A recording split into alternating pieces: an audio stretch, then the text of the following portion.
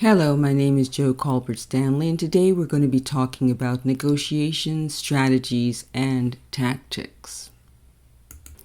This module provides an overview of negotiation fundamentals and explores strategies and techniques for attorneys who routinely engage in negotiations on behalf of private clients, corporate organizations, or administrative agencies.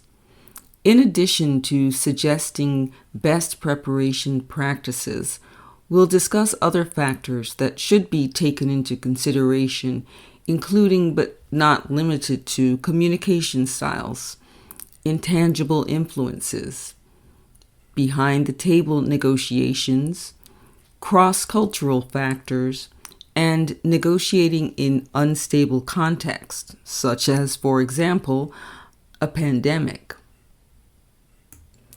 In thinking about negotiation strategies and tactics, there are some preliminary considerations. For example, we'll want to think about what type of dispute or contract we're dealing with. That will determine and be informative towards what type of tactics or strategies you might want to employ.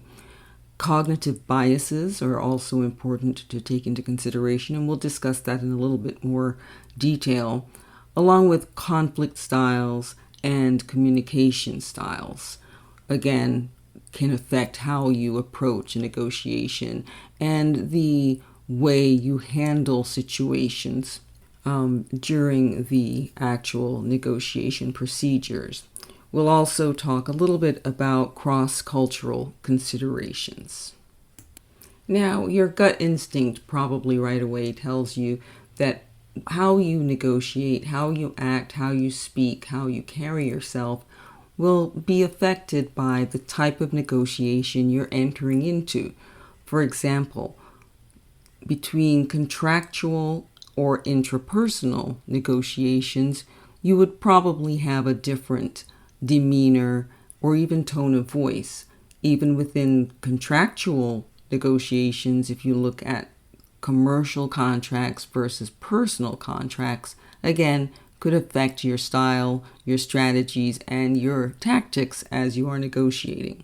Same is true if we look at domestic or familial contracts. We all know the negotiations that may be included around readings of wills, for example, or divorces. Organizational negotiations and global negotiations all call for different types of approaches and strategies for handling them.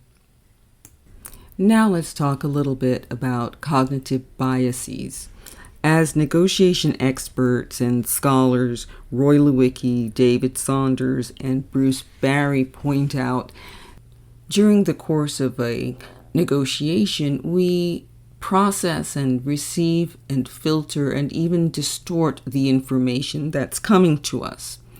Now, Lewicki and al. Point out 12 cognitive biases, and we'll go through them quickly here just to give you an idea of what to be on the lookout for within yourself and to be aware of maybe impacting the person across the table. So we have escalation of commitment, which Lewicki et al. Define as the tendency for an individual to make decisions that persist in pursuing a failing course of action. In common day parlance, we call that throwing good money after bad.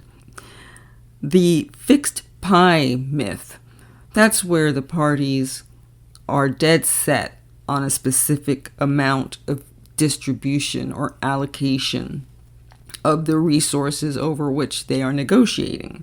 So these individuals see the negotiation as a zero-sum or win-lose situation. The anchoring and adjustment bias is being overly influenced by a standard or reference point, an anchor, and failing to make adjustments from it, according to Lewicki, Saunders, and Barry.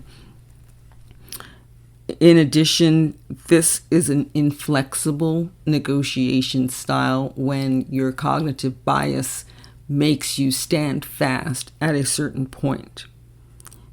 Other cognitive biases include framing errors or information bias, and one of my favorites, the winner's curse.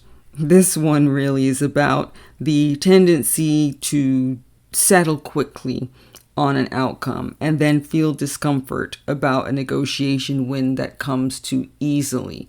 That's according to Lewicki, Saunders, and Barry, and that's where you think that it's too good to be true. And as a result, that bias impedes your ability to continue in the negotiations.